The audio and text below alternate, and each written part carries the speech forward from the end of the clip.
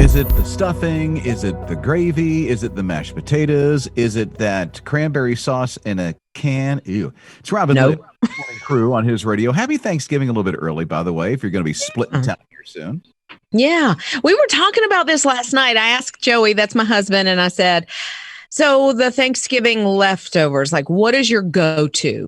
He said, everything. It's all there. Yeah, he said, I want the whole meal again and again and again and again. I was like, that's not interesting at all. I want a turkey sandwich on white bread with a little bit of mayo. Boom. Okay. There you go. The nice little leftover stuff. Yeah. What do you do with it all? I mean, there's always the dressing. I kind of like that, although I've got to watch it or I balloon up really quick. You might as well put me as one of the balloons in the Macy's Thanksgiving. It's the salt. You're retaining water. Yeah, right? Something's going on. I do like the mashed potatoes. Ugh. I do like the green bean casserole. You know what? I'm like Joey. You just want the same meal over and over and over. Yeah, for at least through to Christmas. I don't know. Oh, that might be taking it a little too far. Right? 800-447-7234. Why don't you chime into the conversation this morning? Mornings. Thanksgiving week, and you're going to be okay. It's Rob Lizz, his morning crew on his radio. We're just talking about leftovers. And Joey, which is Liz's husband, says, listen, no matter what the leftovers are, I'm in. Really? Yeah, he said, you better make sure you have enough gravy. Because the gravy, I guess, has to last through the weekend. And gravy is a huge component. So, yes, I will make enough. I will, honestly. And I really try to watch what I eat for the most part. I will put gravy Thanksgiving on everything. The turkey, the corn, the mashed potato. I won't put it on sweet potatoes. And don't worry, I don't put gravy on cranberry sauce because I don't like it. I don't put cranberry sauce on my plate, so we're good. Okay, yeah. So gravy on everything for me. Now, Heather is calling at 800-447-7234. And so Heather, okay, you said something happened with cooking one year for Thanksgiving. What happened here? I was doing a little Christmas get-together for my friends from work and church. I have never, really had to bake a pie. And so I had done this, special recipe, and it was supposed to be cream cheese, and I was going to do pudding on it. So anyway, I got it all together, mixed and everything. And then after it gets cooked, you put it in the freezer and freeze it like an ice cream. Well, I put it in the freezer. And then when I started the second one, I thought, because I was just one of those you put in the freezer, I never knew you were supposed to cook the crust. Oh, you're kidding me. That's funny. So what did you do? So then I started reading the instructions. It says you're supposed to cook the pie crust. Uh-huh. That'd be something I do. But it happens to everybody. I'm laughing with you, Heather, not at you, because all of us have done something just like that. Uh-oh, Liz has a story she ain't telling us. Lips are sealed. Laughing with you, Heather, not at you, because... Let's talk turkey, if you don't mind. Rob Lizz, his morning crew on his radio. Rather, how much turkey you're going to eat afterwards. Like, for instance, I do like to eat leftover turkey. I don't know what it is. A turkey sandwich just sounds so appealing to me days after, where I toast the toast. I toast the bread. Yeah. Because if you toast the toast, it's ruined. It's burnt. You got to first start with bread. And just a slight, Hellmann's mayonnaise, just a little bit of it. And then more mustard, because mustard has no calories, the yellow stuff. Right. A couple things wrong with that, though. Maybe a pickle or two. You don't want too much salt intake. And then, boom, there you go. Yeah. No, I do like it. There is so much wrong with what you just described. It has to be untoasted. No, you got to have the toast. No, untoasted. Hellmann's? Hello, what? Duke's mayonnaise. I'm sorry. And pickles? Are you kidding me right now? No. Okay. No. But you know what?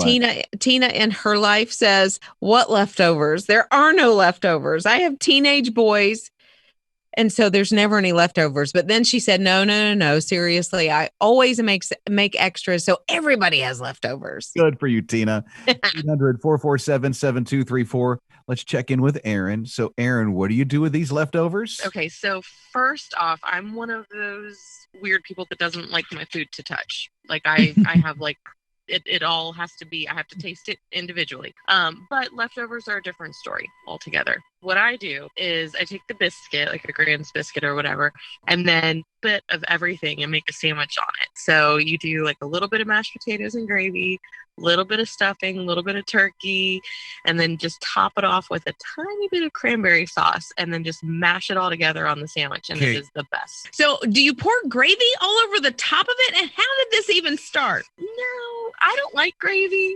I mean, I maybe if it's just a little bit mixed in with the mashed potatoes, but I usually forego that. But no, just a little bit of each thing. So it's not messy and you eat it like a sandwich. When you originally have the meal, nothing can touch, but leftovers, you mash it together. How do you do that? Yes, I don't ask. You eat it like a sandwich. When you originally have the meal, nothing can touch. I said the word. Yeah, you did. I said it. I said the word. I should never have said the word. I should never have said the word Hellman's. It's Robin Lizz, his morning crew on his radio. We were talking about, how I make a turkey sandwich. A part of it is the Hellman's mayonnaise. Oh, man. Up at 800-447-7234. Hello. I know Joyce is not happy. She just said Duke's mayonnaise. Sandia, though, told us how she put together her sandwich, and she said turkey salad, just like chicken salad. She also has leftover pie for breakfast until it's gone. And then Brandon just calls you out and he says, I can't even believe that you don't use Duke's mayonnaise. What are you thinking? I love you, Brandon, but Hellman's. Okay. Aaron's here. No, this is Jeanette. Jeanette at 800-447-7234. What do you do, Jeanette? How's it all put together for you? And what type of mayo? Take whatever leftover turkey you have and you make a standard sandwich, whether you use white bread, wheat bread, whatever your choice is. Use Miracle Whip and turkey and cheddar cheese, and that is as simple as it gets.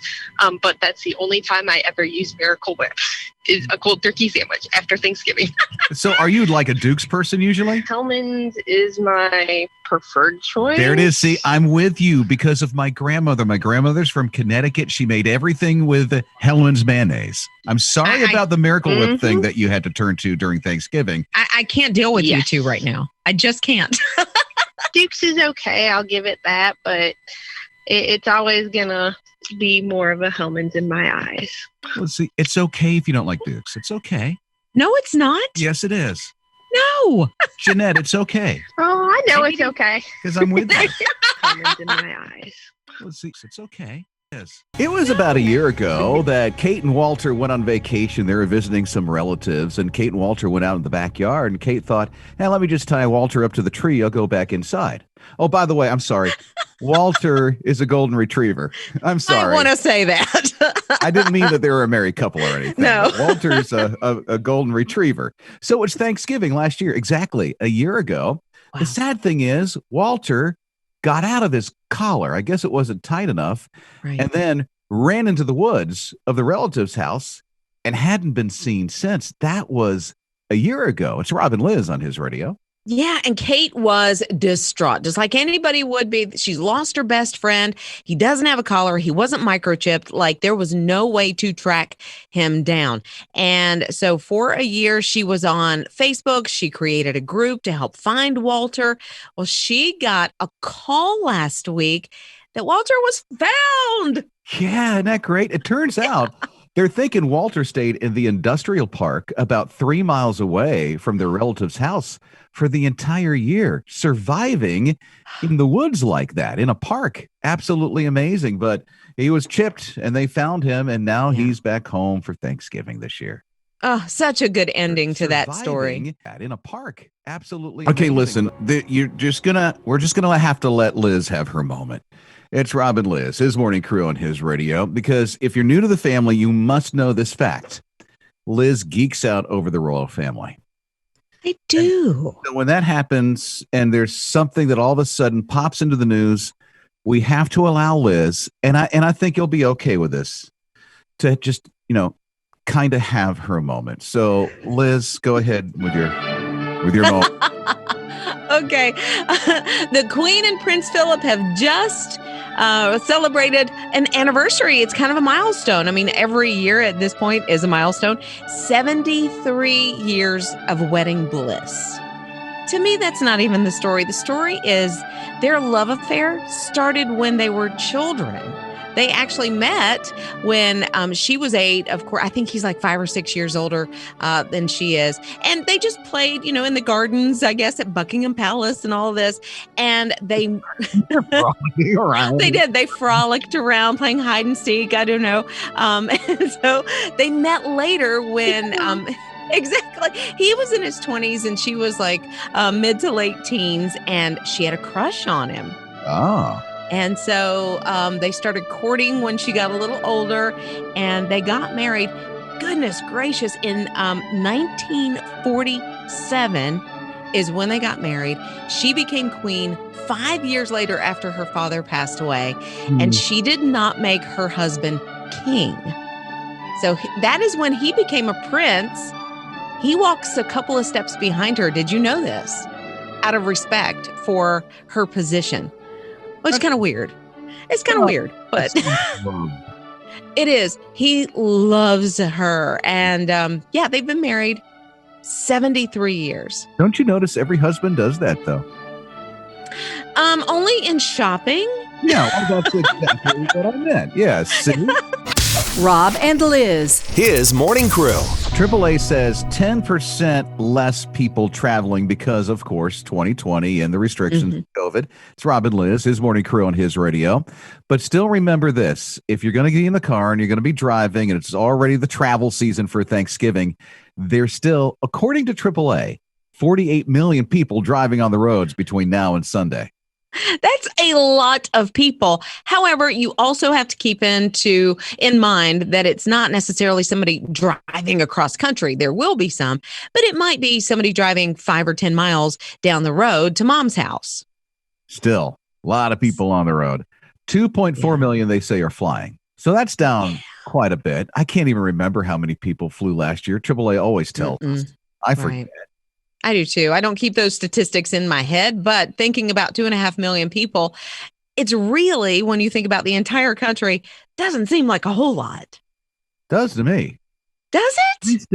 I still have in my mind the year that I moved here, back 20 years ago, and we went home to Florida, where family is for Thanksgiving, and it takes us from where we are about 8 hours to get there.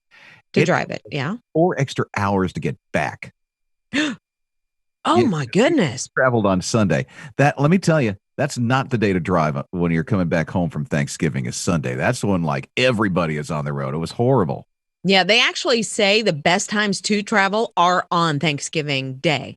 And I know that's terrible. You're trying to get there for the turkey, but if you want an easy, smooth ride, take off on Turkey Day. Yeah, because the morning is pretty. But if everybody did that, then you'd be in a traffic jam. Well, then we just have another statistic next year. Oh, that's great. We'll see you next year, AAA. But if you want, take off on Turkey Day. I say Gerber. What immediately comes to mind? Oh, that little baby. Yeah, the Gerber baby that you don't really see a picture of, but like the drawing of that cute little baby. That baby's name is Ann Turner. Okay. She's 94 years old now. Is she really? Just had her birthday. The Gerber baby is 94 years old. Isn't that crazy? She lives in Tampa. Oh, wow. And that baby is so cute and so iconic. Can you imagine being her and, that's me. Yeah, it looks nothing like you. Actually, I bet it does. I bet she still has that sweet little face, but I love the Gerber company though. I love the diversity that they've had for the last at least decade or so. I love that they do that. She won that in a contest. Mom and Dad put her in a contest for that in 1928. What? Mm-hmm. Like in a newspaper, I guess? Wasn't on social media. What was their website? Gerber.com. Yeah, there you go. Back in 1928 when the internet was just being born. Wasn't on social media. By now, you may have seen this. So what did you think when you saw it? It's Rob and Lizz, his morning crew on his radio, talking about the guy in Florida caught on surveillance tape saving his 3-month-old puppy from the jaws of an alligator in a pond. What was it, his backyard or something like that? Yes. It is incredible to watch this video because it happens. The alligator, which looks like a small alligator, grabs Gunner. What's the name of the dog? He's a English Spaniel or something like that. Anyway, he grabs him off the side of the pond, pulls him down into the water, and this man, the owner, jumps right in and pries the puppy out of the mouth of the gator. It's something else to see. You've probably seen it on social media already. If you haven't, we'll have it on His Radio TV, Apple TV, Roku, His Radio, and the My HISRadio app as well. Just click on video when you're there. But wow, hello. I was thinking, I'm from Florida. I lived in Florida. We learn about alligators when we're kids. You know how to be smart around alligators, which usually they just keep you alone. Yeah. And during mating season is when they're pretty aggressive. So you make sure you just don't dip yourself in the water during mating season, especially in the evening. If ever there's an encounter with an alligator, if in the very rare occasion something happens where you're supposed to, you can punch the thing between the snout and the eyes. And it has a reflex, like when you hit your knee, you know, when the doctor does your knee and how your knee reflexes. There's a reflex that opens its jaws that gives you at least a moment of time to get out of there, you know? And so his adrenaline rush was just going so much to save his puppy that he just pried its jaws open. Tiny alligator who's able to do it, although they have a lot of strength. This guy really dug deep to do that, to pry the jaws open away from that puppy. Would you have the forethought, though, to think, okay, I have to hit him here? That's what I would be afraid of. If I jump in there, am I going to remember this is where I need to hit him?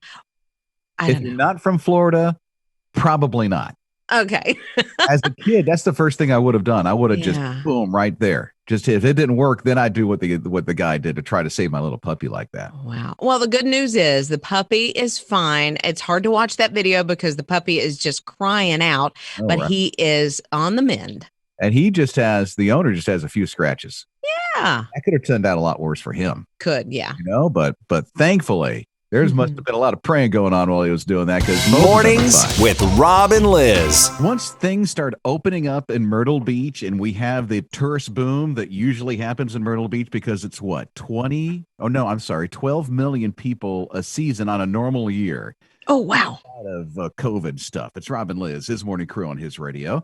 You're going to see something brand new. It's the Funplex. So it's a whole new amusement park that's in Myrtle Beach now. Yeah, and it started construction, I guess, last week. They broke ground at Ocean Boulevard and 15th Avenue North. So here's what they say. They are going to feature 7 family thrill rides. They're going to have restaurants. Everything's going to be kind of like tropically themed. So that sounds like a lot of fun. It's going to be like going to the Caribbean or something without actually going there. Yeah, it's not too far north of the boardwalk. So all that stuff that's going on. What I'm looking forward to is what they call the tallest interactive 360 flying jet ride. First of its kind in North America. You can have it. I want to do that. Do you know, what does that mean? Explain. What is a flying jet ride? Is it like, because a flying jet ride for me would be the Dumbo thing at Disney World. Wow. We're going to have a long conversation. Rob and Lizz. His morning crew. I am so sorry. If you've been waiting for Charlie Brown Thanksgiving on ABC, it's just not going to happen. Or is it going to be on CBS? I remember as a kid growing up, it was always on CBS. Then 20 years ago, it switched to ABC. I know thematics. It's just on TV. But here's the thing. It's not going to be on ABC. It's not going to be on CBS. Now it's streaming. Where's it streaming? Where can we find it? I've got to watch it. A couple of places that if you don't already have the DVD, I have the DVD, so I could watch it in July if I wanted to. But Charlie Brown Thanksgiving, you can see it on Apple TV Plus, so it's already streaming there. And it's going to be on PBS and PBS Kids, already streaming there.